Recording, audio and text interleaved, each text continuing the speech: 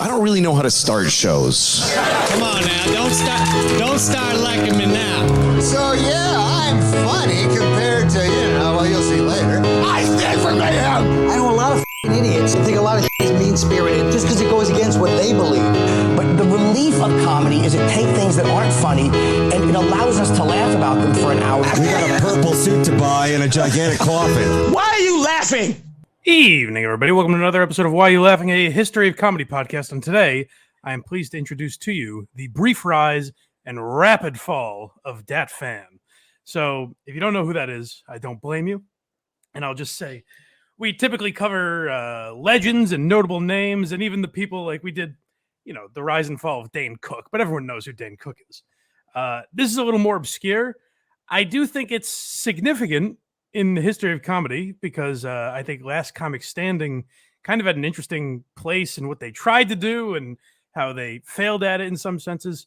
So I do think this is, it fits the category of Why You Laughing. I do think it's a history lesson in comedy, but let's just say it won't be on the final exam. This is more, if you listen to the Blind Mike Project, this is more of a personal vendetta. So a little out of the norm for a Why You Laughing episode, but I think we'll stick to our usual, utmost professionalism. So hope you guys enjoy this. Let me know in the comments what you think about it.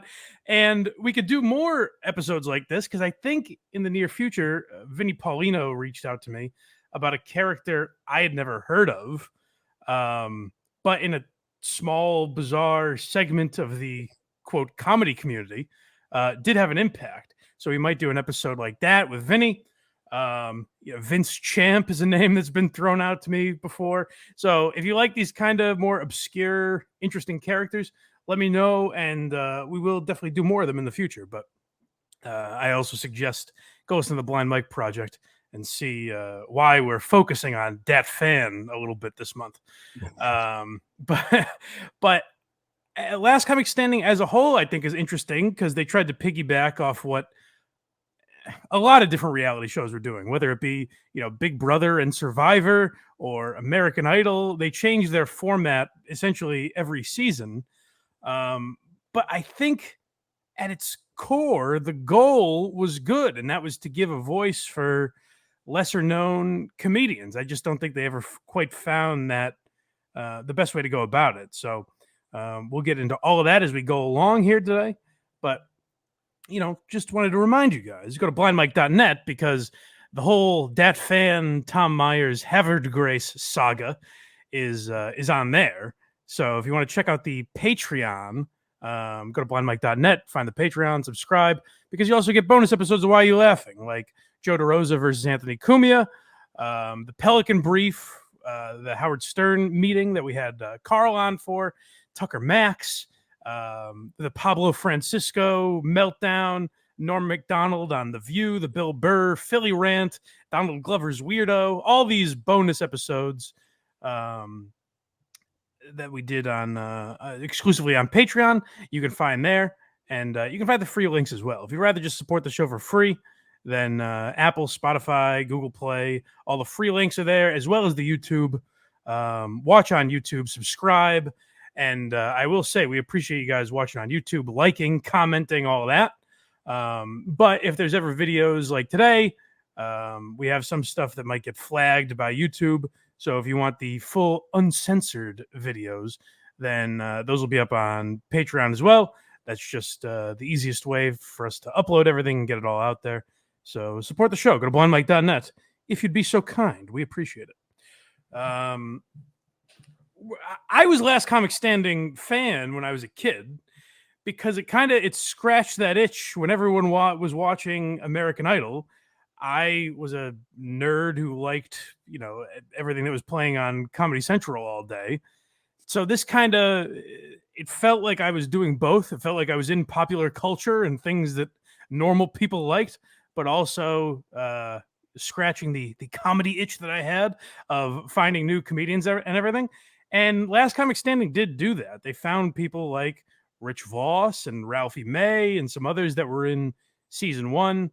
Throughout the course of time, it's a weird show because I was talking to the great Justin Trudell about this on our ride to Havre de Grace.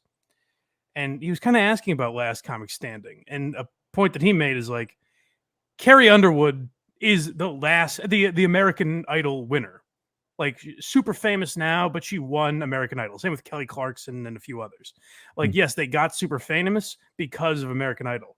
Someone like Amy Schumer was on Last Comic Standing, but by no means do we know her because of that, even though she did very well on that show. You know what I mean? Yeah. So it's weird. They tried a lot of different things, but let's not get too far ahead of ourselves. We are focusing on Dat Phan. So let's hear about how the great Dat Phan started in comedy and his journey to get on Last Comic Standing. I took a speech class, Speech 101, and in that, as they call it, 120, I believe, and then they have something called Speech to Entertain, STD, Okay. and not STD, not to be confused with those two things. Oh, Dat, you rap. There's STD and there's STE, Speech to Entertain, and I was making people laugh on that. I was like, what is this? I was 21 years old. A buddy of mine invited me to a comedy club, and my friend Robert invited me down there. I went to go watch stand-up with him. I didn't even know what it was. I remember seeing things like that on HBO, like when I was a kid, like little commercials, like George Carlin and all that stuff. And then I didn't know what it was. So then I saw it at the Comedy Store in La Jolla, and then I didn't do too well when I tried it, and then I got better and better over time. And that's debatable. But you heard in there already Dat Phan's style, where he says something where the initials are STE, and not, hey, folks, I know where your mind's going, not STD. He's a guy who grabs the lowest hanging fruit. And I think in maybe the 1950s, he would have had a decent career because people would be like, whoa, hey, where's this guy? This guy's wacky. Where's he coming from? He does fun accents and everything. It's zany. The problem is Dat Phan's a guy, and I say this about Matt Rife. Now, Matt Rife's obviously, insanely more successful. He's doing incredibly well for himself. Selling out theaters and arenas all over the country at crazy prices. So Matt Rife's found an audience. But what I say about Matt Rife is it's, misfortune's the wrong word because, again, he's extremely successful. But if you want to grow as a comedian, he got too popular too quickly. Dat Phan got on a reality show. That's a lot different than being crazy successful, but he did get on a reality show on NBC. And in his mind, he never had to evolve. He was 26 when he got on Last Comic Standing. And he had the kind of a material that a 26-year-old would have. It's all very basic. Hey, I'm Vietnamese, so I'm going to make all Vietnamese jokes. And then he'll do a wacky accent. Like my mother, can you believe a Vietnamese woman has a Vietnamese accent? Who would have thought that? It's crazy. And so because it sounds silly, it's the lowest hanging fruit. He doesn't know how not to be cheesy, which I think is true of a lot of 26-year-olds in general, but 26-year-old comedians, where they think I'm probably the first person to ever think of this.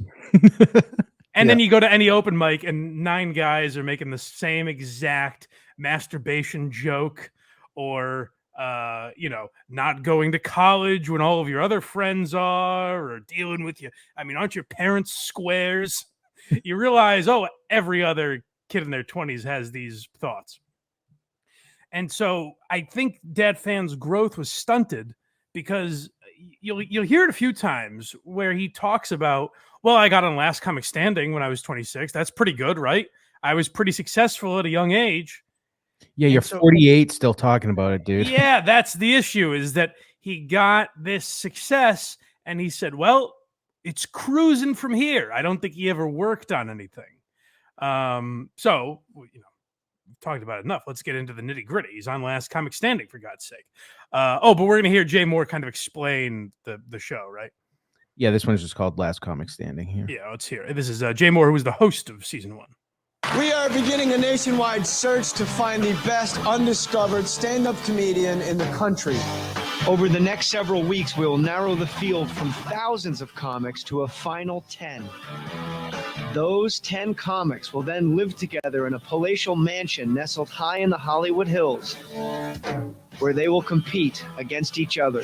Ultimately, you, America, will decide who deserves the grand prize, which is an exclusive NBC talent contract, plus a special on Comedy Central, and the title of Last Comic Standing.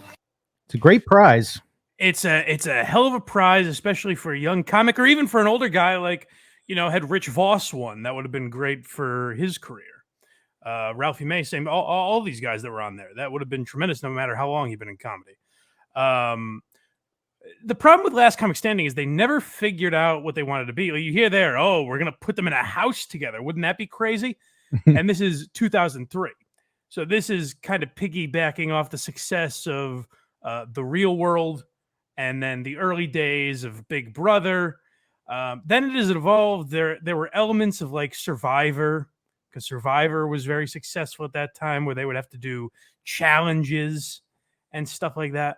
And then in its later years, it kind of just became American Idol / America's Got Talent, that sort of a thing, where it would be just, judges telling the comics how they did, on to the next one.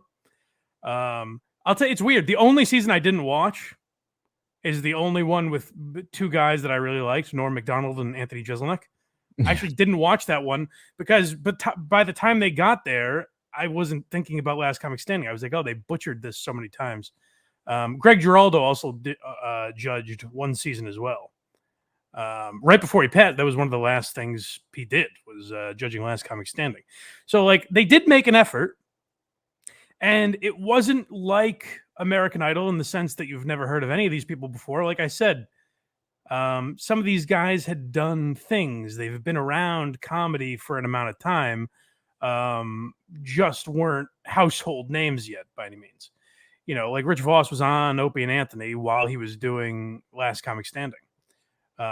So in 30 years into his career at that point, at least 20. Yeah, for sure. Yeah. So, these guys were established comedians.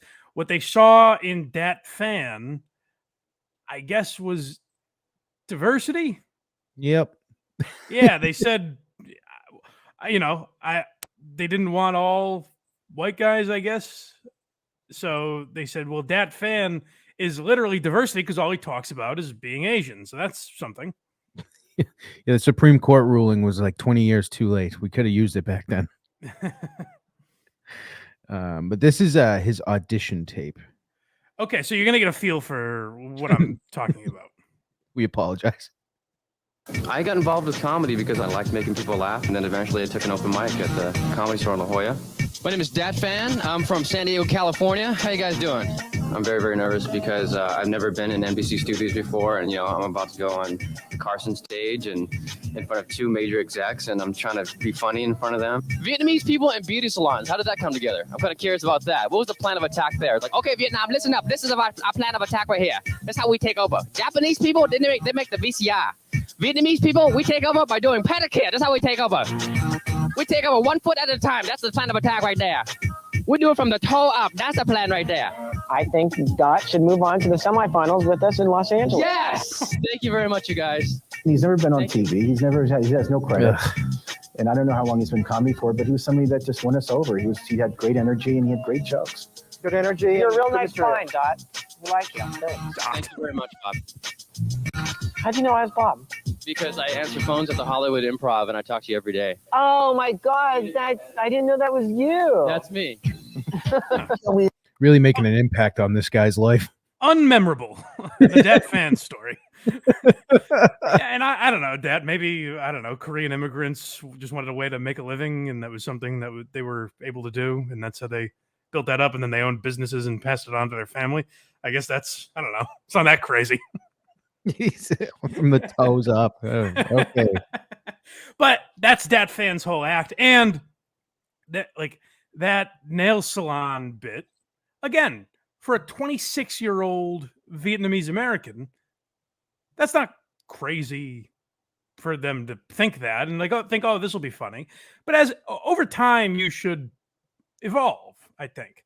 The sad thing is, I saw Dat Phan perform a couple weeks ago, and he's still doing those jokes.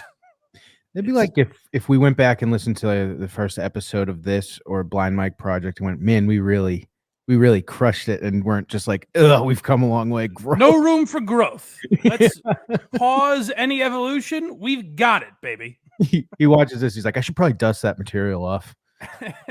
And that's the thing about comics is, they're known for going back and mocking their old stuff and talking about like, oh, they're disgusted. Like, oh, I was just doing, Mitch Hedberg when I started. I was just copying Jerry Seinfeld or whoever. Right.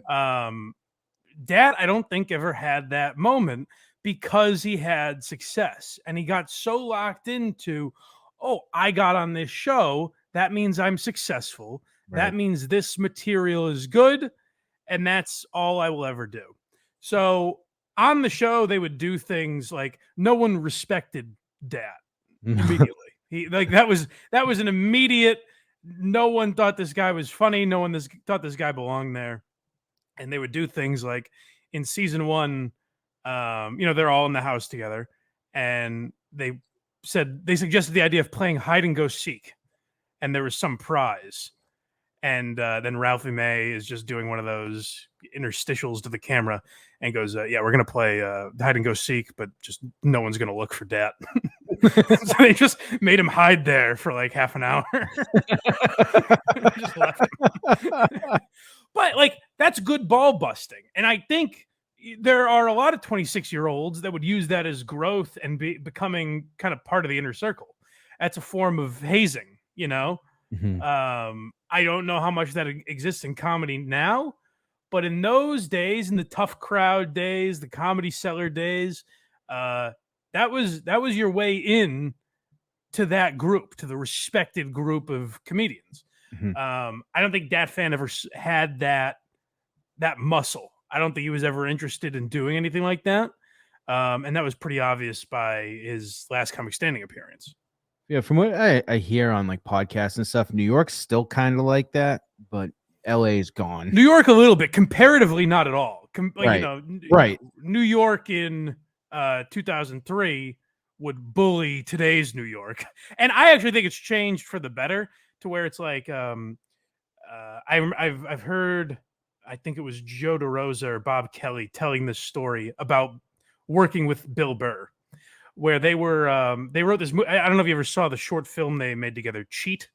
It was Bill Burr, yes, Joe DeRosa, and Bob Kelly, and they also wrote a book called Cheat as well. Yeah, and they did it together, and it was at a time where Bill Burr was, his career was starting to blossom a little bit, and the other two guys, Bob Kelly and Joe DeRosa, had like careers, but were definitely lesser known. Bob Kelly was more established than DeRosa at the time. But none of these guys were massive names, but they would, work at the Comedy Cellar together, and they would work on these things. And guys like Keith Robinson would be like, "What are you doing, stupid?" And just, that's a horrible Keith Robinson, but you get the point. I had to call it out. Yeah. But, they'd be working on shit, and they'd get made fun of by Keith and Patrice and Voss and these guys. And finally, they said that Bill just snapped one day and said, "Yeah, Keith, I'm trying to better my career." And you see the success, both very funny guys, but you see what Bill Burr turned into and what Keith Robinson's career turned into. Keith Robinson had a very respectable comedy career, but Bill Burr is now a legend because of that kind of work ethic and the self-awareness to say, okay, I've got to break out of that a little bit. It can't all be ball busting, because then you never get anything done, Yeah, the stories were always great though. Oh, the stories were tremendous, but I do think it slowed some of their careers down because they were afraid of doing anything that would get made fun of, Yeah, was Keith Robinson in the Tracy Morgan accident? Or am I mixing? No, he's had 2 strokes though, entirely separately. But I knew that, but I wasn't sure if that was because of the other black guys. You racist. All right, let's continue. He wasn't even lucrative enough in that, I guess. This is respecting the craft. Okay, well, I'm sure Dat Phan has a lot of respect for comedy. Yeah, sure. He didn't know what it was. He's like, George Carlin. Well, we're not allowed to do the voice. I mean, oh yeah, that's right. You guys are like pretty top-notch comics. You guys are experienced, right? And then you guys, it's like being Navy SEALs. If you said you're special forces, you should go on against other special forces. You're not going to go. I mean, it's literally we made fun of Brendan Schaub for that last week. I know. I couldn't believe it when I found it. On Blind Mike Project, we just made fun of, but not made fun of, respected Brendan Schaub for making an astute analogy. And what are the odds? Influenced by Dat Phan. You know, we're just like Navy SEALs. I don't know who the African American comic is on the show, but the look he gives him when he says that is the funniest thing of this video. As it should be. It should be utter disgust. Where this is a 26-year-old, 5 years into comedy, which is virtually nothing. It means it's basically he hasn't done comedy. Right. And he gets on a stage and's like, guys, we're basically like Navy SEALs. The guys that'll kill Bin Laden in 8 years. They should just send us. I don't get it. Why? We'd get it done today. You laugh them all to death. I would back you on that, Jeff. I mean, you guys are like pretty top-notch comics. You guys are experienced, right? And then you guys, it's like being Navy SEALs. If you said you're special forces, you should go on against other special forces. You're not going to go after Streets and Saved by the Bell. You're not going to go after the. So in other words, we should have never challenged you. No, that's what I'm saying. It's like you guys always seem to go after the lowest one on the totem pole. Well, that's a real interesting point, because if you were to contest with regular people that weren't comics, you in the audience and you at home would know you'd go after the strongest person first. That was a threat to your prize. But for some reason, comics, almost out of respect to the craft, you guys went after the people you thought didn't belong first. Well, no, this is a low-key insult. It's great. Well, it's great that Jay Moore kind of saved what Dat was trying to say. Because what Dat said there basically is like, oh, you guys will just go for the lowest hanging fruit. Ironic. But you guys will just go after the guy lowest on the totem pole because you're afraid of going after the big guys. That's kind of what he's saying. He makes some analogy to Dustin Diamond, throws him under the bus for some reason. Yeah. You'd be lucky to have the career Dustin Diamond had. Do us all a favor.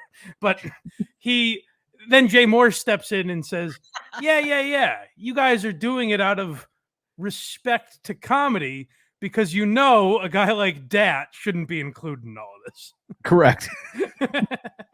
And he fucking, it's not spoiling talking about that he won. We already said that, right? The fact now. Yeah, I mean, 25 years.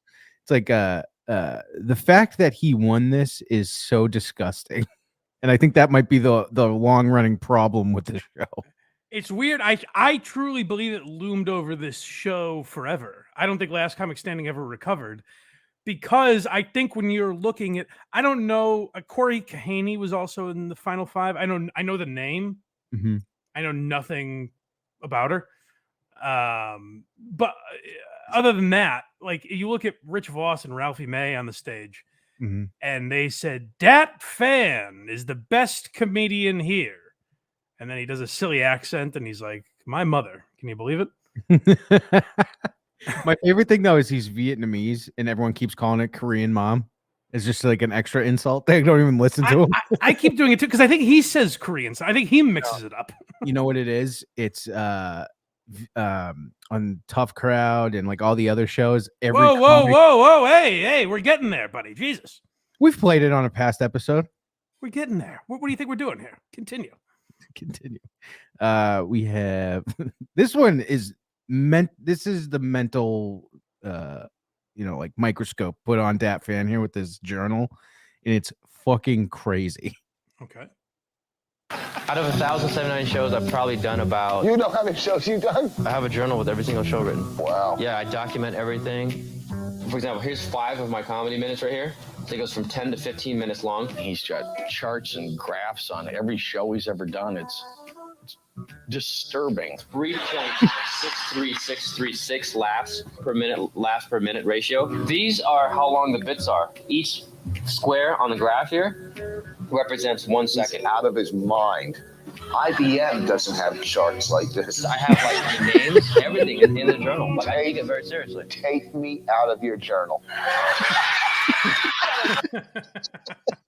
Well, I actually looked it up, and in psychiatric terms, they refer to that as a massive waste of time. Yes. Like this, that's the problem with certain people that get into comedy and try to learn comedy. It's not that anyone told Dat he was funny. It's that he's like, oh, I can study comedy and become a great comedian. Tracking the, laughs per second and the decibels per laugh. It doesn't, that's not how comedy works. Is this funny? Is it not funny? It's kind of an abstract thing where when you say something, because if it were a scientific formula, the idea that Patrice O'Neill and Mark Normand could exist in the same universe doesn't make any sense. You would look at them and just listen to their voices and be like, well, both of these guys can't be the same thing, but they're both great comedians, If this notebook was jokes written down in maybe like I did the improv and it went okay, I would consider that normal. Yeah, But- save a few pages for the jokes, Dat. Yeah, not. I got 3.63 repeating laughs per minute is psychotic. Yeah, and it's also nonsense because there's no way to actually track it. It's like that new WAR stat that they use in baseball where it's like, hey, wins above replacement. They would have won this many more games if, Dustin Pedroia was out of the lineup. And it's like, I guess we're just guessing though, right? There's no way to actually know that. So I don't know. Sure. I like that. That's how much I've been following baseball lately, that I use Dustin Pedroia as my Like young up and comer. But yeah, that's the kind of psychotic stuff, and that's where Dat never fit as a comedian. Genuinely, this is a stereotype that Dat would love to use, but he should have gotten into something more, mathematical, like engineering or something, because it seems like that's what he's into. It seems like he's into, charts and formulas and all this stuff. That doesn't work for comedy. What you should be doing is writing material. Then, and you know what? You people in the comments might go at me and say, hey, Jerry Seinfeld and people like that kind of talk about comedy in this way. And I agree. And I have my issues with how Seinfeld talks about comedy. But to Seinfeld's credit, I don't think he was doing this as an open micer. No. I don't think Seinfeld was talking with that pomposity in year 5 of comedy, when he couldn't even get past at the Comedy Store. Yeah. That I think is the big difference. And we also saw that special. At least I did. I don't know if you saw it on Netflix, where he's got all his old notebooks and all the pages and everything. Those all have a lot of charts in those. No, they're all jokes. Actually, it's weird. I don't know why he did that. Yeah, so that's just something like where you're trying to be quirky and interesting, and it doesn't help your comedy at all. But just right there, Rich Voss going, "Take me out of your notebook now." It's so funnier. But that Rich Voss is giving him an education that those numbers never will. Correct. It's in 1 second, Rich Voss was funnier than anything that's ever come out of that notebook. He really should have won. That would be great. It's weird. Like, in a way, Voss could have been the perfect mentor for this guy. Really could have. And that's the unfortunate thing about a guy like Dat Phan, because again, 20 years later, goes into the Blind Mike Project. He hasn't learned his lesson, this Dat Phan. He can't deal with anything that isn't perfectly, again, maybe he thinks in numbers like that notebook. Maybe that's how he thinks, because he can't deal with anything that's thrown at him that he wasn't expecting. Do you think you laughed so much in Havre de Grace that you upped his laugh per minute ratio?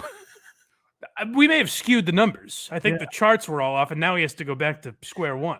Wow, the best show It's an I've outlier. had since, the best show I've had since 2015, and I'm going to kick them out. Yeah. Here's Dat talking about greatness. Oh, well, there's a lot to learn here, I'm sure, from a man who went on to a lot of greatness. Like I said, feel free to let me know in the comments if this doesn't fit the usual "why are you laughing." There's more bitterness here than usual. Yeah, but I actually find it to be interesting because it was the first guy who, in a way, kind of tanked this show that could have been a great showcase for comedians. Yeah, this may be the first episode of Why Aren't You Laughing? I myself have been doing stand-up comedy for 18 years. I don't have a book. Exactly how does it help you? Basically, the journal is a combination between my scientific approach and also the theoretical, and also on the spiritual side of comedy too, because you're gonna have to have a soul to be funny. You know what I mean? So like, Get rich. Everybody's just firing at each other. So that's just my approach. Everybody has their own way, and even you told me, there's no one way to greatness. And Greatness is the way. Does it work? I mean, I'm here part of the final five, so I hope that's Are the aliens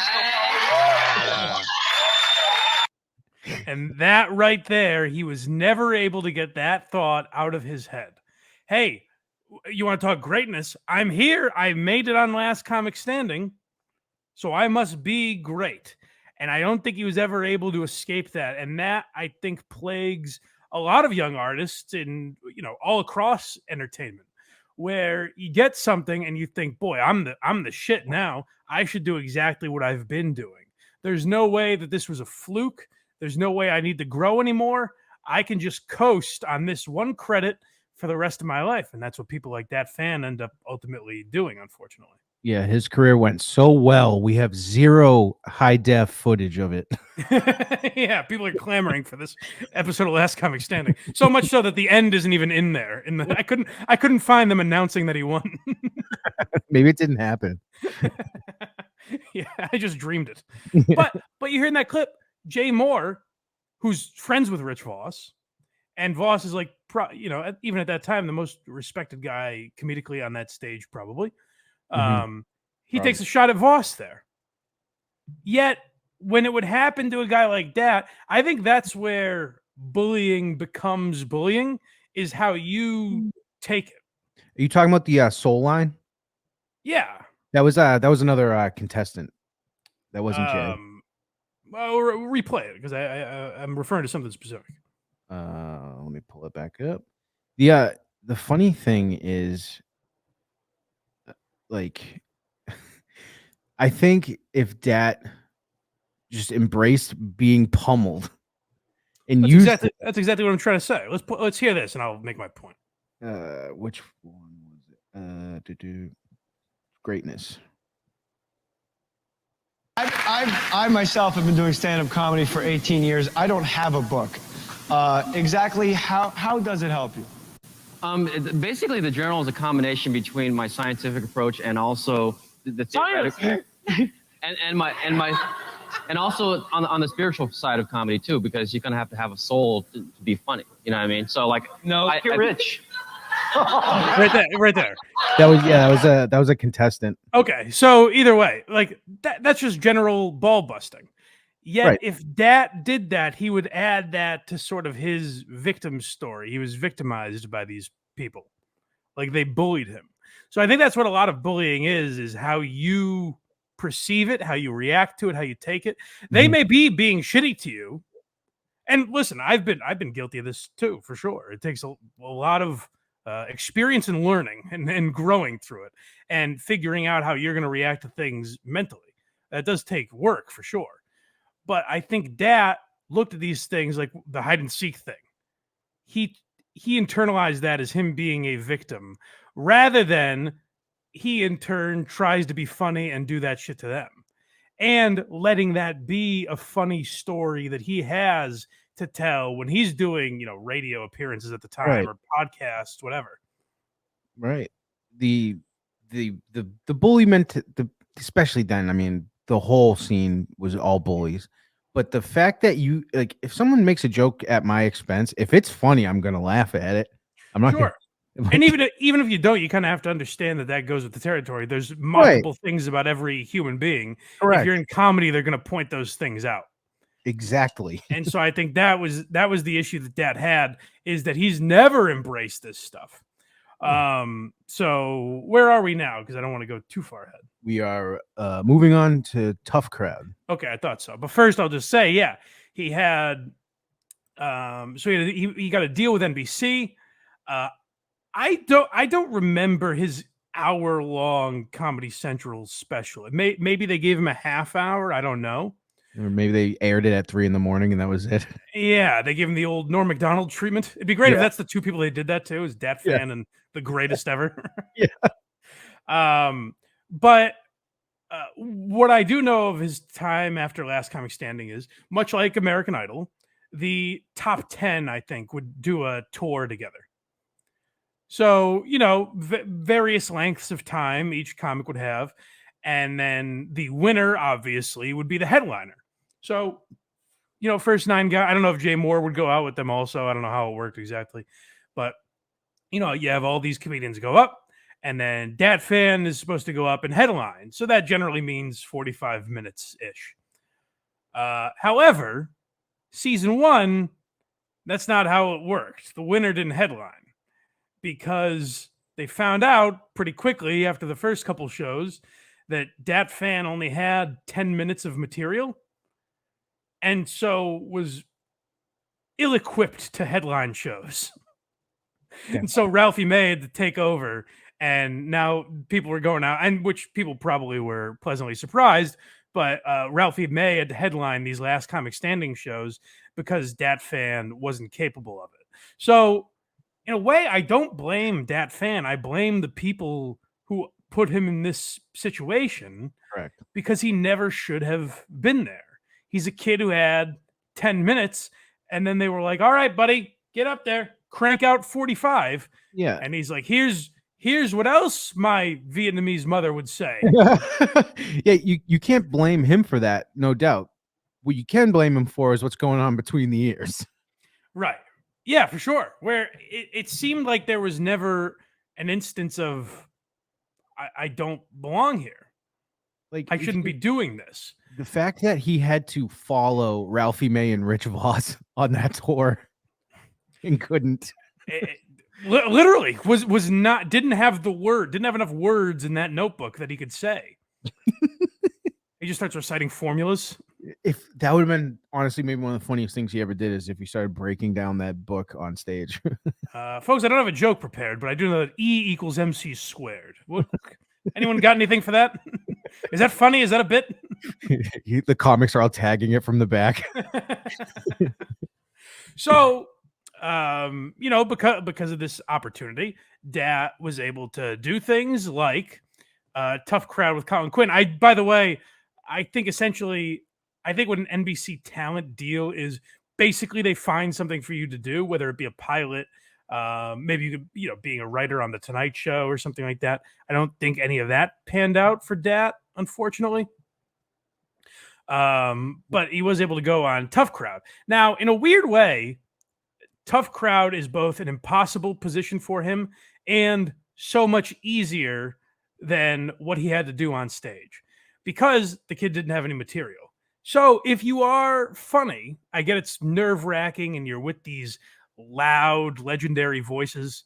But just talking about the news, you know, so go watch the Tough Crowd episode if you aren't already a fan, but I assume most of you remember, in my opinion, maybe the greatest talk show ever on regular television. Funniest for sure. And basically it was it came after the Daily Show, and it was kind of in that style in the sense that it was comedians talking news, but it was much more relaxed. And Colin Quinn would host, and there'd be 4 comedians, and they'd kind of, you know, throw the ball around and just a lot more ball busting than news a lot of the time. In the Tough Crowd episode, we talked about the legendary moment of Greg Giraldo and Dennis Leary getting into a fight. Mm-hmm. There was a lot of great stuff like that on there. A lot of just general ball busting between guys that were genuine friends. And then sometimes you'd get someone like Dat Phan to come on. So in my opinion, again, I may have taken the wrong approach. That's why I wouldn't get into stand-up comedy, is I don't think I'd be capable of a moment like this. Maybe Dat Phan should have had that self-awareness, because he went in with entirely, like, I guess, prepared material to a lion's den where you're going to get just ripped apart for something like that. But that just proves, like, just how he doesn't get it that he went into that room.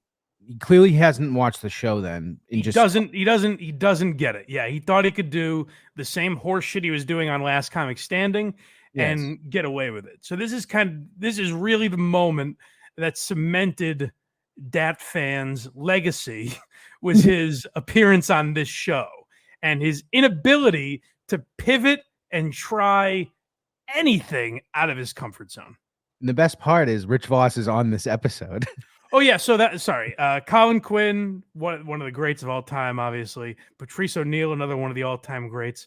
The legend Rich Voss, and then Johnny Goomba, who I'm not familiar. I don't know what happened to him. I'm I not don't too know. familiar. I just find it funny that someone Dat beat on Last Comic Standing is on this episode with him. Yeah, well, we'll see who's funnier by the tough crowd metric. Yeah. Anything? What do you think? I think he's just smooth by trying to move a war around. He's like, okay, we're just going to move it over to Iraq now. I mean, that doesn't do anything. I mean, it's like in Vietnam. It's like, what if they go like, okay, the war's getting too crazy here. We're going to move it over to Cambodia.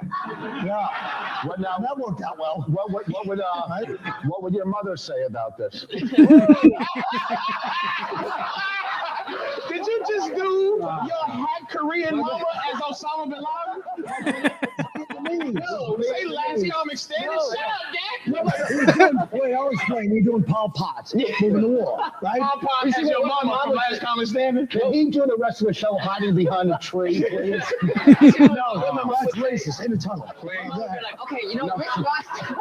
My mom was like, you know, Rich Voss, he spent the whole show, he ironed stuff all the time, but he never ironed the wrinkles around his eyes. He does another mother. That's the same mother that made that necklace you're wearing. Look, what about Patrice was in stunned disbelief where they're making fun of him for doing the hack accent. And they go, what would your mother say about this? That's a joke. And he's like, well, here's what my mother would say. Let me tell you. It's robotic. And that goes back to The Notebook where I don't know that he's a human being. He was programmed to do Vietnamese stereotypes. And that's something I talked about. So the reason we're doing this episode is because we saw Dat Phan. He opened behind Tom Myers. That's how I think of it. Right. So we saw him with Tom Myers, and he's still doing this same material, and I was fascinated by it. And it's robotic, and it's as if someone programmed him to do every racial stereotype. Like I said on Blind Mike Project, he looks at a black guy in the audience, and he looks over at the white girls and was like, hey, hide your wallets with this guy. And it's like, Jesus, man, that was like hack 20 years ago. And again, I think people perceive this. We'll hear from Bobby Lee in a bit. And I think Bobby Lee actually has a good approach to this because I think some people look at this and say, oh, they're bullying Dat. And it's like, well, Dat's a comedian just like the other guys on the stage. For example, when Patrice passed away, I tell this story all the time. But on the eulogy episode of Opie and Anthony the next day after Patrice died, Joe DeRosa told a story about watching an episode of Tough Crowd years ago. And Mark Maron started doing a bit. And they were talking about the Bible or something. He's like, and he mentions like the Old Testament and the New Testament. He's like, well, what if there was a third version? And you could tell he's going into like a bit that he kind of had prepared. And you just hear Patrice like kind of off mic go, shut up, Mark. Just so dismissive of him. And yet, like, Maron and Patrice were great friends. We talked about with Patrice, like the episode of Maron he was on, where right before he died, where it seemed like Maron was kind of getting Patrice into podcasting. Right. MJ Moore. So that's a thing where, like, it depends on how you perceive it. Now, Maron could have shriveled up in that moment and we never would have heard from him again. And he'd be someone who like, oh, Patrice bullied me and victimized me. But instead, Maron was a real comedian who just soldiered on and was probably better because of moments like that.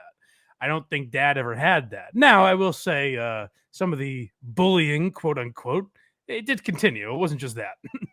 No, it was not. And here we go. Now, Baby Boy recently performed at the University of California and outraged some students who claimed that his ethnic and cultural material was offensive. And even the other day, they were complaining on how do you think ethnic humor is in bad taste. Hold on one second. True. So just if you weren't fully aware, Dat Phan is on this because some college complained about his jokes. Now, I generally am very against cancel culture. I think on this one, I might side with the college. I get it. Yeah. I get it a little bit. It's offensive just because it wasn't funny. But Dat Phan is in mecca of free speech defense. He is in the Graceland, the place you want to be if you have stepped in hot water and you want jokes defended. So just keep that in mind. That's the story. Is basically people complained about ethnic humor that Dat Phan was doing. He's in the place where these guys would absolutely defend that if they felt it was worthy of their defense. Yeah, and Colin Quinn does the meanest thing that happens on the show. He's rubbing his shoulder and touching his face while saying Colin this. Quinn is he's supporting Dat, but there's a little, he's aware of what's happening. A little patronizing. Now, Baby Boy recently performed at the University of California and outraged some students who claimed that his ethnic and cultural material was offensive. And even the other day, they were complaining on the How Do You Think Ethnic Humor is in bad taste. That's true. How about no more observations about anything that is distinct or unique about any culture or race? Celebrating diversity is wrong, apparently. You know what? All comedy should be like The Gap. Generic, safe, uncomplicated. All right. Let's take a look at one of Dat Phan's performances. My mom's like, that's not funny. You want to make fun of us? You want to make fun of Asian time? You want to be a smuck alley? It's like, Mom, chill out. I know chew. You don't tell me what to chew. I chew you. Now, Dat Phan, who was complaining about this? Was it Asians or other people? I have no idea. This is the deal. The people that paid him. Come on, he needed one. Here's the deal. I spent an hour and a half afterwards signing autographs, and 90% Asian students were in line. So and don't you think ethnic, if an accent isn't comedy about heightening or whatever they call or accents or differences too? You know? Yeah, I mean it's the culture that I grew up in. My family has accents. Yeah. You know, I mean if black comics make fun of their own culture or race, They don't make fun of our culture, but go ahead. Okay. No, if you see like Rich Voss, you do some Jewish jokes, right? I do maybe one. I usually talk about my life. I talk about my Vietnamese mother a lot. But the thing is, if Asians do it, then all of a sudden it's like, oh, okay, this guy, he's crazy. I mean, this is what we do. You know what I mean? We're basing it on the air. I mean, the stereotypes are part of the. Go ahead, fellas. I'm just saying, I read that article that complained about him. The thing that pissed me off is they referred to him in the article as a comic. And I was really. Now, all I'm saying is that it's 5:14 and Dat Phan got one more minute left on his fame. So I think that he should. Now wait, does he have a big development? I'm sorry. He's so great.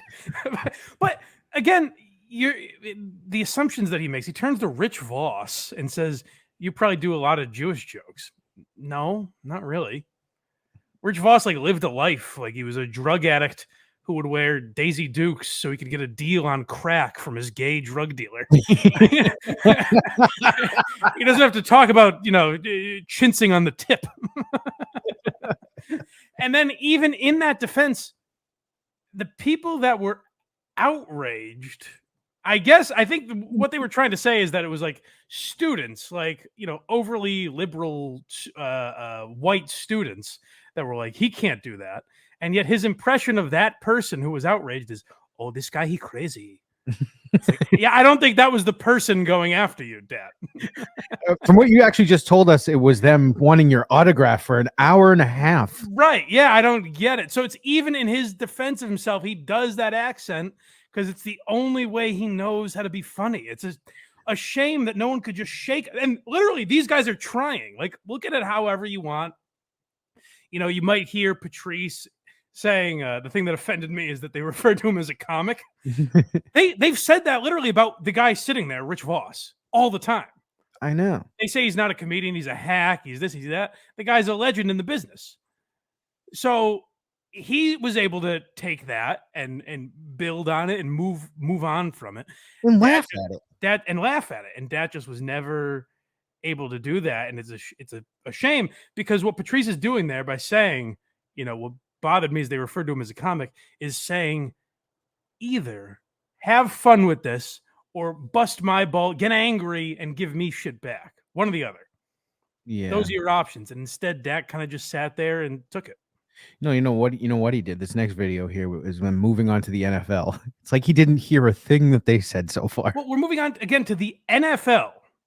You're probably sitting at home thinking, well, certainly there's no way he could insert an Asian accent. The league, percentage-wise, minimally Asian. I can't think of one. So you're probably thinking there's no way he can insert that accent here. And that might be what the other panelists were thinking as well. You know what? True. Let that fan speak. Vietnam is very big. Tell them about Why don't we just have like Vietnamese coaches? That's right in the middle, and we just like dig tunnels across the field underneath, and it would we steal the playbook. Yeah? We got the book right here. We have the book for you. All right, Here we go. First of all, just get us something. Now listen to me. First of all, does he have a microchip that says do a damn goofy Vietnamese voice every 5 minutes? You don't understand. You know, Dat Phan in Vietnamese, that means not funny. Will you please unplug yourself from the Vietnamese matrix for 5 minutes, please? All right. He's telling him, stop doing that. I'm here to help. It's crazy. Everything. It was a Vietnamese accent and everything. Where it's like, this is a news show, so you have the perfect opportunity. Maybe you have actual thoughts on this, on the topics they're bringing up, or even like early on, they're talking about the Iraq War. It's like, you don't have to bring up Vietnam there. Also, not to mention, Dad grew up in San Diego. Right. You know what I mean? It's not like he had this Vietnamese upbringing where, oh, let me tell you all about Vietnam. No, his mother has that. His mother has the interesting upbringing. Well, and it's just him making fun of her accent. This could be like a Brendan Schaub situation where we meet his mom and she's like, "Oh, hi everybody, how are you?" She doesn't even have the accent. That wouldn't shock me. Hello, folks. I'm Dat Phan's mother. I'm Mrs. Phan. Yeah. That's actually not our name. Our family name is Johnson. I don't know why he changed it. He wanted a name that described his audience. Singular. This is only an 8-second clip, but it's about the final segment. This is just setting up what it is that they're doing here. Now, this might have been a little Colin Quinn saying, we're gonna get this cocksucker's goofy accent one more time. But folks, in my early days as the Dat Phan of the Irish, I too caught hate for making fun of my own people. Tell us one awful truth about your ethnicity. So that might have been a little like, let's just see if he can do it. But again, by putting someone's flaws on display, it also gives them the opportunity to break out of it. You know? So I'm not again, in the situation, if I was thrown in there, I probably would have done just as poorly. But I hope I would have learned something from it 20 years later. And the point of this episode is that Dat Phan has not, which we'll get to. But I will say this is him being a little more playful, I think, than he had been in other segments, which that is good, I guess. Let's see if we can get through this without heckling this poor kid. And do it without doing your mama's Vietnamese voice. All right, she's right. Do it as your dad. Do it. Do it as Do it, but do like a German accent. Introducing Dat Phan. All right, do like He has an accent in there. No, do a French accent. Come on, it'll be better. Do it. Do it as Miss Saigon. You want to prove to these guys you got the chops? Don't worry, do it. It'll work. You want to know the awful truth about Asians? Go to any casino anywhere in the United States, and all the conservative Asians that you see at the dry cleaners and liquor stores and nail salons are standing at the tables, the crap tables and pie gow tables, and they're like, ho, ho, ho, that's it. We gambled our house. Here we go. My son no go to UCLA. Instead, he go to Compton Community College, where we will serve French fries for my son. Oh, last night we lost $500, but that won't happen again until tomorrow night. Yes! Oh, nice. All right. That was good. And you know, even though it was French, it was a little bit almost like a martial arts. But see, like, they were supporting him. I think he should have gone with Patrice's advice and just like when he's like, "Hey, just do Dat Phan, be your fucking self for once." Yeah. But it's funny to have gone because then he's mocking the whole thing they were making fun of him for. So in that moment, you're almost like, hey, you know what? That could have been a story. Well, first of all, I mean, it is a little bit like the Mafia, where Colin's just like, nah, come on, do it. Make us laugh. Come on. How am I funny? Do it. So, but that is a moment where if Dat Phan became a great comic, we would look back at that and say, Colin and Patrice in particular, Voss essentially just made fun of him, but Colin and Patrice coached him into breaking out of that, shaking that off, the hackiness off, and growing. But he never did. What he was an inspiration for other Asian American comedians. Yes. So Bobby Lee's our next clip, right? Yep. So Bobby Lee also came up in the San Diego comedy scene and Asian American, obviously. So there's some, like in comedy, in roles in movies, there are tiers of Asians, and that's, a symptom of the business, unfortunately. But it's like they'll go to Ken Jeong first, and then there might be a couple other guys, and they get to Bobby Lee. And then if Bobby Lee and like 6 other people can't do it, they'll give Dat Phan a call and put him on, Hawaii 5-0 or something that he's been on. Yeah, for the last 10 years. The end of Pineapple Express, they all got a spot. Exactly. That's exactly right. Yeah. I think literally all 3 of those guys are in it. I think so. Yeah. So Bobby Lee saw this clip. It's also funny, by the way, to note that I used to listen to Bad Friends a lot more. I haven't listened in a long time. But there's moments where Bobby Lee will be talking about a comedian that's like a legend in comedy. And he's like, what's that guy's name? And Santino will be like, well, certainly you're not thinking of like Norm Macdonald, right? That you didn't forget his name, right? And there's a moment like that in here, which I think is funny. But yeah. Anyways, point is, Bobby Lee watched this unfold and was inspired by it. So that's a positive that Dat Phan did. I saw Dat Phan once on in New York. He was doing what's his name show. He was on Comedy Central. What's that guy's name? The older guy. He's kind of like Jimmy Schubert, but New York. Colin Quinn. Colin Quinn. Yeah. So Colin Quinn had that show on Comedy Central. One of the greatest shows of all time. Right. Yeah. So Dat Phan was on it, right? Right. When he won Last Comic Standing. And it was Voss, Patrice O'Neill. Oh, my God. And they ripped him apart. It's a firing squad. Yeah. They ripped him apart to the point where I felt bad for him. Right. For that. And Patrice kept making Asian jokes, I'm sure. Right. So bring up that clip if you can find it. When I saw that, I went, that's not going to be me. Right. Yeah. I am going to fight them back, and I'm going to survive, and I'm going to win. Right. So that's what I have the style that I do, is because I just don't want to be a victim. It's Dat Phan, Patrice O'Neill, Rich Voss, but not Colin Quinn. It's crazy. But what I found interesting about that is Bobby looked at that, and it's true, because if you heard Bobby Lee when he was on Opie and Anthony with Patrice, he would like go right at Patrice, and it was funny. Like, I thought he was good. I know a lot of people don't like Bobby Lee on podcasts necessarily. I do like him. I think he's got a funny personality. Great at storytelling too.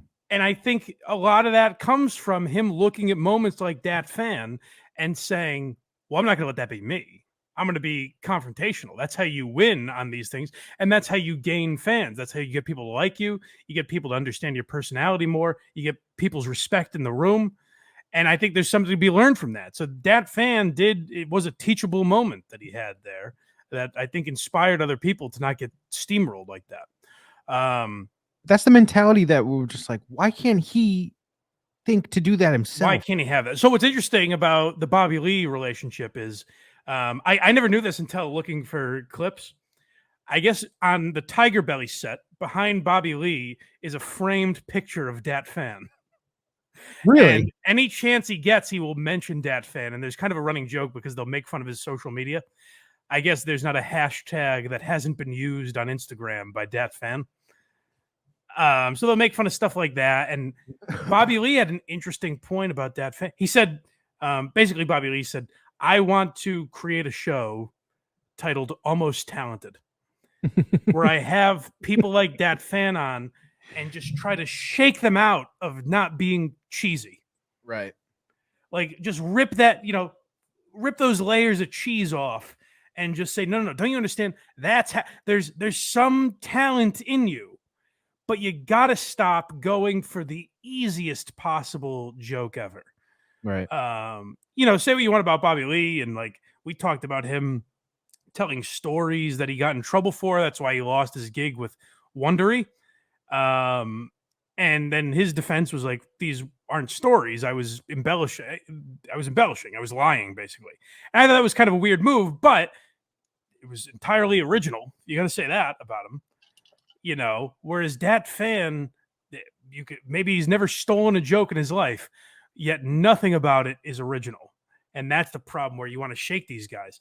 And I think the best example is something people have asked me to do an episode on before, and I think we will at least do a mini bonus episode at some point or something.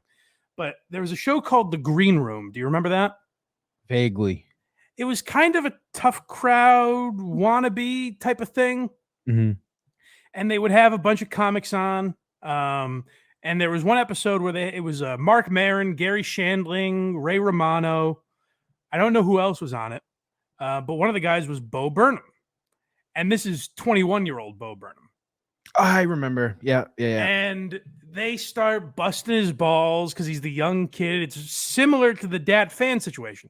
Now, I don't know if Ray Romano's as brutal as Patrice O'Neill. I'll give you that. but they are busting the kid's balls, and you can tell they don't really respect him at first. And he starts going back at them in a fun way, but he is giving it to him. And I think by the end of it, they all walked out of there going, this kid he's got something. He's fucking funny. Right. I do remember. And so I think that's what separates geniuses like Bo Burnham from people who have nothing like Dat Phan. He's just doing the same material. He's like a local Boston comic that had a semi-national It's audience. like if after that incident, Bo Burnham today was still singing "My Whole Family Thinks I'm Gay." It's like, we got it, man. Yeah, it's crazy. You're in your 30s now. Yeah. Next we have the Last Comic Standing reunion. Okay, well, this is a few years later. Anthony Clark was hosting at this time, the guy from Yes Dear. I don't really remember this season. It wasn't particularly significant to me, but it was a reunion where they brought a lot of old people back. And this is the material that Dat Phan decided to do on an episode of Last Comic Standing to show us how much he's grown over the years. Oh, man. It's so good to be back. I'm so thankful to be back on Last Comic Standing. I'm thankful to be one of the 4 Asians on TV, period. Okay. Because we need more Asian role models. When I started out, I had one role model. I had Sulu on Star Trek. You know what I'm talking about? Yes, Captain Sulu here, Dr. McCoy, looking for Poon on the planet P. You know Sulu, right? And I just found out my one hero, Sulu, he's gay. He just came out of the closet and he was a cock. But that's not my point is this, you guys. I'm telling you guys, because it's hard enough as it is being an Asian American getting movie roles. The only movies he can do now is Memoirs of a Gay Man and Brokeback Mount Fuji. That's all I can do. See, some of you guys are laughing. Some of you guys are like, I don't get it. When's he gonna start singing "She Bangs"? What the hell's happening here? This is the guy in American Idol, right? Your mother on the groove, she bang, tie her shoes, thing like a bee. Come on, she bang. Loved that joke. So that's a reference to William Hung for you kids out there. Get ready. American Idol fame. I want to tell you something about that joke, but I'll save it for after our next clip. So this is a few years later. I don't remember this. I don't remember what the joke was. I guess How I Met Your Mother was under fire for some Asian joke or something. The next clip is not Don Lemon, but if you I'm sorry. We'll get there in a minute, I guess. I can play it now if you want. Yeah, let's play it. Let's play it now, just because this is a few years later.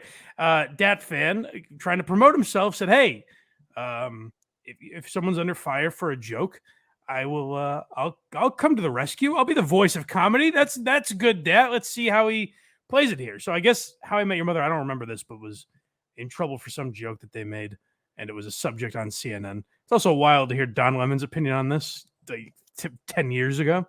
Oh, he completely has changed. but let's hear him with Dat Phan here. Yeah, who has the best haircut I've ever seen. Okay. Just said, I want to bring in our comedian Dat Phan. Dat, I mean, the first rule of comedy is that it has to be funny. The Modern Family thing I thought was really funny, but you don't think the creator should have apologized of How I Met Your Mother? Why is that? First of all, Don, I want to thank you for not introducing me as William Hung, who sings She Bangs on American Idol. Thank you for not mixing us. I don't think the producers owe an apology at all. Are you kidding me? I just watched the entire episode. I believe there was nothing offensive about it. I think America has become hypersensitive about this stuff. True. I don't want to give away my age, but basically, I grew up during a time when I watched Tom and Jerry, and there's episodes where the cat's blowing his brains out. No offense, but I'm not. A lot of my generation is not going around shooting up schools. It's the younger generation with the censored cartoons that's doing that. He took a How I Met Your Mother joke and started talking about shooting schools. I don't know what the fuck he's talking about there. Listen, I've gone to great lengths to defend people who have stepped in it. I've never taken it to mass shootings, I don't think. That was an interesting route. But you heard the William Hung joke, right? Yeah, of course. So that's a few years later. Hey, I'm not William Hung. So we're in Havre de Grace. Oh no. He gets on stage. He does a few minutes and he goes, hey, some of you are thinking this guy's crazy. Some of you are thinking this. And I know some of you are probably thinking I'm about to sing She Bangs. Oh. I was like, no, Dad, we weren't thinking that. I'd prefer it if you wouldn't mind belting out a few tunes. But so that I just wanted to kind of create that it's like everything is the cheesiest. And, you know, there was a time where you could get away with that more. There were successful comedians that were definitely guilty of that because there wasn't the internet where you could monitor everything they were doing. But it's just such unoriginal dreck. Ugh. Oh, that's terrible. All right. So what clip did we skip? Him talking about no regrets. Oh, this is what's crazy to me is that he regrets nothing about the way he's handled things, I guess. Is that a sore spot? I'm very grateful that I won Last Comic Standing. I would do it all over again. Obviously, I don't regret any of it. I guess in some ways, and once again, I'm not trying to sound ungrateful here. It's kind of like asking like certain Super Bowl like winners, like, hey, what was like winning the Super Bowl? But it's so weird because millions of people have asked them, what was it like to win the Super Bowl? And after a while, I mean, I've seen actors lose their mind doing a scene like 40 times. Oh, yeah. But I've met 11 million people, thankfully. Thank God. I was very happy to tour and all that. But no, it was great. Yeah. It was great to win Last Comic Standing. I know we're talking about something that happened 20 years ago. What? That's his big regret is getting asked about Last Comic Standing. Not that I probably never should have been on the show. I wish I handled it differently. I wish I ran with the opportunities in a different direction. Instead, he compares himself to Super Bowl winners. And I do remember when Tom Brady retired and they were like, Tom, you've got 7 rings, but you never even auditioned for Last Comic Standing. Do you regret it? And he was like, yeah, I feel very silly for never giving it a try. But the thing is, though, he changed his mind from the beginning of that sentence. He's like, my biggest regret. And then at the end, he's like, I loved it. I would never change a thing. He wouldn't change a thing about it. Really, Dad? You wouldn't have given yourself more time to grow? Maybe try to get on a few seasons later? Like, that's the crazy thing is every comedian I hear, their regrets are that they wish they let things play out longer. They wish they gave things more time. They did certain things later in their career because it would have been better.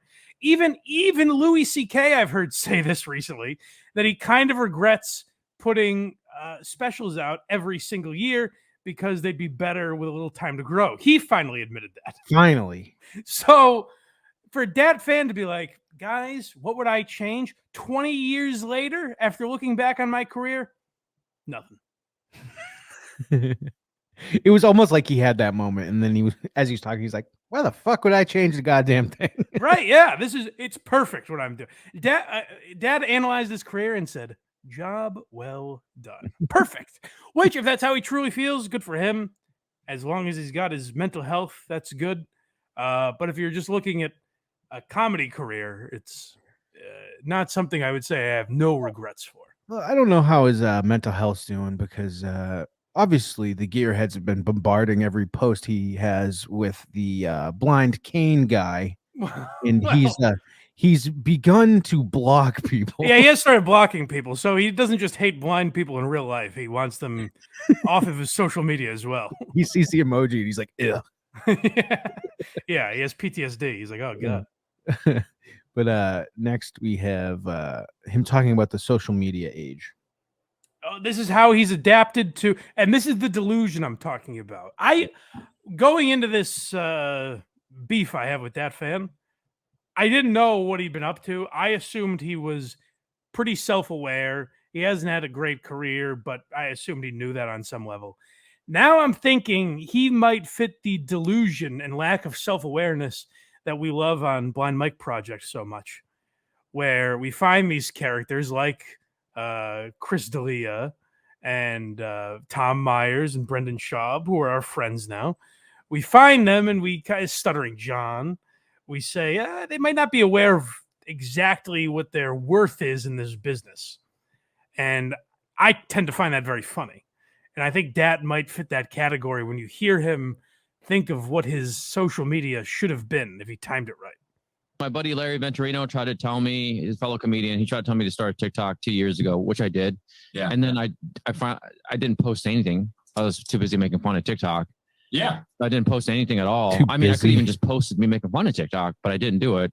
And I deeply regret it because, comedy day today during the cyber age, all the social media and all that stuff, it's very competitive. And I missed out on probably, 100,000 followers because I decided to do nothing. I mean, I just sat here during the pandemic. I could have posted a TikTok and I failed to do it. And here we are at 2,000 followers. Does Right? no one learn from Dane Cook with MySpace? Does no one learn just from anything in general that you can't just post, Dat? You're posting. Those followers still exist. The 100,000 people that you think would be following you, they still exist. They live and they're online and they're on TikTok. They could follow you today if they wanted to. You can't just post. Like if you go to his TikTok account, it's all just him looking at the camera going, I'm going to be in Delaware this Thursday. So buy your tickets. It's like, yeah, that's probably why you have no followers, because you're not putting any content up that people have any interest in seeing. That's the thing. Although also I like the comment where he's like, I'm too busy. He wakes up every morning and he's like, nothing again. It's jam-packed with nothing. No, he wakes up every morning and he's got an 18-hour drive to the next hotel room to be in the middle of nowhere to do another stand-up Well, show. legitimately, one of the jokes he made when I saw him was about being in Florida. Mhm. And he's like, and they made fun of my California license plate, which all I heard there was, you drove to Florida from California? Jesus. You hop on a flight? Jesus. But yeah, he has this delusion. He's not saying that I only have 2,000 followers on TikTok because my career isn't going tremendously and I'm not a brand worthy of it. Like, look, I have no TikTok followers. I've started posting again a little bit, but I don't really, because I realize that I don't have an audience. I don't have a tremendously sized audience, and the few people that do listen to me aren't on TikTok. So I'm not sitting there thinking, if I only posted a year earlier, I'd have 11 million followers and I'd be Matt Rife. I'm not delusional enough to think that. But that's where I think the delusion of Dat Phan does exist. Yeah, TikTok was like the first app that I felt old because I just looked at it and I don't get how this works. I get it. I've started to get it more. It's just I'm not. Put it this way. Last week, the episode of Why You Laughing was Charlie Chaplin. Mhm. No matter how Hack Ride spruces those up and makes them look nice, I don't know how many 18-year-olds are going to be like, ooh, Charlie Chaplin history, finally? We get to learn about the art of silent film? Yeah, if you haven't listened to that episode yet, that was one of my favorites that we've ever done. Oh, good. Yeah, go check it out. But here we have Dat Phan talking about, from what we've seen so far, comedy legend, this guy. He decided to start teaching the craft himself. Yeah. Though, much like Richard Pryor and Sam Kinison and the greats before him, he said, I now have ascended to such heights that I'd like to pass on some of my knowledge. So let's hear him talking about that. Now I'm trying to teach, but the thing is, I can't even have the students meet them where? I can't meet them at a comedy club. Right. I can't teach it. So now I can't even bring them to my home because we'll be in the same proximity. I don't know what they've been exposed to. So now, luckily for me, when I have spare time, I teach via Zoom like this, and it's great. I mean, it's not the same. And this is what I'm gonna sound a little kooky. Because of my Shaolin Kung Fu background, when I trained in San Diego, and I use Shaolin martial arts philosophy in my comedy, I teach energy transfer. I teach energy transfer through comedy. And I do that when we're in the same room, but I can't teach transfers of energy very well through a screen.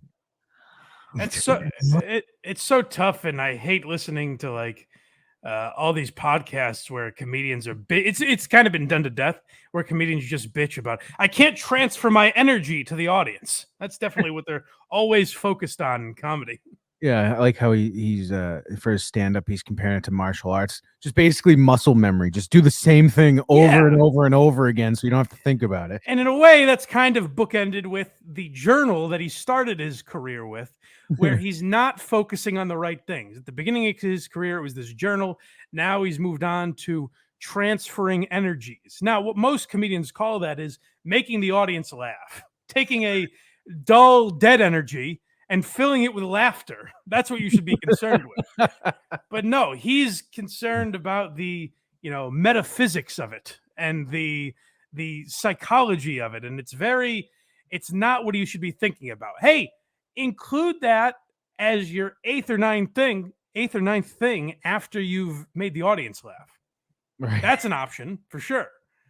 But it shouldn't be the first thing you're thinking about. And if you're teaching comedy, Godspeed, whoever is taking that comedy class. And we're going to break that down more on Blind Mike Project as well, as we're recording this tomorrow, but it'll already be up by the time you guys hear it. So check that out if that interests you. So he's good for him. I guess he's making a living. I think he acts here and there. He does stand up in various spots around the country, and he teaches. If he's making a good living, more power to him. Terrific. Good for you, Dat Phan. It just seems like he's kind of portraying himself as something he isn't. And there is not that awareness that says like, maybe I fucked some of this up. Yeah, he hasn't had the comedy career to be allowed to call it his craft. No, and he hasn't had enough of his career that when he hears people laughing at other comics to be like, remove them. Get them out of here. Like I've dabbled in stand-up, and every time I've gotten a laugh, I've never been like, that guy needs to get the fuck out of this room. Yeah. Listen, I respect Shane Gillis enough that if he was like, hey, get this fat fuck out of here, you got it, sir. I'm off. Everyone else enjoy the show. But I understand. Yeah. Anything else? This is our last clip, and it's just him doing stand-up. I didn't want you guys to think I was busting his chops too much. You might say, Mike, we didn't hear a lot of his stand-up. How can we really judge it? So I figured, here's a little more. Vietnamese people, it's hard. Oh, okay. All right. All right, hold on. Let's reset. He caught me by surprise there. I wasn't expecting that. Oh, Dad, after all these years, you're finally going after the Vietnamese. Let's see what you have to say about them. Vietnamese people, it's hard now, right? Because all these other, fucking Korea, they're uniting, fucking breakdancing and shit. My people, what do we have? Fucking nail salons. Oh, guys, I don't know if you can tell by the quality of the video. This is a few years later. It's just significantly more recent. Yeah, fucking. If he says from the toes up or whatever, I'm gonna lose it. Nail salon still. Right, every nail salon is it should be like win-win nails, NGUIN, right? Instead, it's either something divine or it's like some type of battleship. It's so patriotic. Welcome to Angie's USA Nails. Welcome to Angel Nails, Angel Rainbow North America SEAL Team 6 Cuban Laden Nails. Come inside. Like, what the fuck? Come inside. Vietnamese women are the best salespeople. They would torture you ladies and they would insult you at the same time. Have you seen this? I say you ladies, but it's fucking Asians in here. They're like, fuck you. Come here, your hair look good. Not on you. I fix it for you. Come inside. Come here. You're so beautiful, hunchback. Come here. I show you. I wax your eyebrow after one eyebrow cyclops. Come inside. You X-Men mutant. Come inside. Holy shit. There's a lot going on there. There's a lot there. It's not relatable even to Vietnamese people because I don't think Vietnamese people are naming their nail salons. What was it? Iraq, war. Iraq, kill Bin Laden, SEAL Team 6, Iraq War. I've nails. never run into those places, but I guess I'm not getting my nails done too often. So I actually, if I see a nail spot, it's usually Win-Win Nails. that's actually the place I frequent most. Yeah, I don't know. Is it's not relatable. There's like with a lot of these guys, you can see that there's something. And this is what I said about Tom Myers too. Where if it were a cartoon and you could just crack them over the head and they wake up, all of a sudden they're a talented comedian. It's like they have something there where it's like just off. And if he could shake off this complete hackiness that he's coated with, maybe he'd have a career. But I think it's too. Now he's 48. I think it's too late at this point. But you know. Yeah, well, Tom Myers is like a few things away from he could probably do something. Well, Tom Myers could do something in the sense that if he was in on the joke, he's unique. Here's what Tom Myers is. He's uniquely bad. Correct. He's uniquely interesting. Yeah. Dat Phan is not that. Like, if we're going to make fun of Dat Phan's material, we're not going to get a lot of episodes out of it because at a certain point, we'll blow our brains out when he says Vietnamese for the 10,000th time. And here's what my mother would say to that. And I'll tell you, folks, it's going to be in a funny accent. So buckle up. Because if you take like the bong hit transplant joke, it's not a good joke, but it's definitely, amazing in so many ways. How did he get there? Yeah, exactly. I did not see that coming. Right, yes, exactly. Tom Myers does not bring you exactly where you thought you were going. Where Dat Phan, straight, it's a beeline. It's a beeline. Straight as an arrow. And he has this kind of delusion about himself that he thinks everyone watched Last Comic Standing. No. It was a big show. It was on NBC, but it was on in the summer. You know? I never watched an episode live. Yeah, it wasn't Seinfeld, it wasn't Friends, you know? It was on NBC, but Correct. It wasn't their most historic program.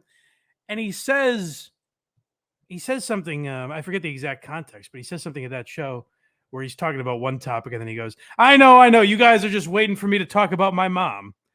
And he kind of stops for applause as if we're going to go, Dad, will you please, pretty please talk about your mom? That's what we came here for. Talk about your dad one time. But that might be interesting. Maybe he doesn't have a relationship with him. Who knows? Exactly. But he says it like, you know, I know you guys are waiting for me to get to the 7 dirty words, but hey, I gotta talk about American politics for a while. What if I gotta talk about philosophy? What if I did my version of The Machine for the next 58 minutes? Yeah. So I find Dat Phan to be an interesting subject. I think we'll focus more on him on Blind Mike Project. It's probably more suited for that. But I do find Last Comic Standing and Dat Phan in particular to be an interesting point in the history of comedy. So I'm curious what you guys think. I'm curious if you like more episodes like this about obscure characters. And you can let me know in the comments. Let me know on YouTube in the comments section. Let me know on Patreon. Tweet at me, whatever. You can find all those links and more at blindmike.net. That's where you can find the Patreon if you want to subscribe and get bonus episodes, get these episodes earlier than the public. Make sure you go to blindmike.net. All our links are there. We appreciate it. Appreciate the support. Thank you, guys. Constantly growing this podcast, so we'd like to keep it on that path if you wouldn't mind. And go check out a very good show. If you want Craig, if you want to hear all kinds of drops where they do those kinds of accents that Dat Phan does, go listen to Very Good Show. Yeah, that'd be nice. Verygoodshow.org. Yeah, verygoodshow.org. Check out the show for free, and if you like it, subscribe to the Patreon. Same as this program, if you wouldn't mind. And I don't know, anything else before we get out of here? I got nothing. All right, guys, we will talk to you next time on Why Are You Laughing? Zip it up and zip it out.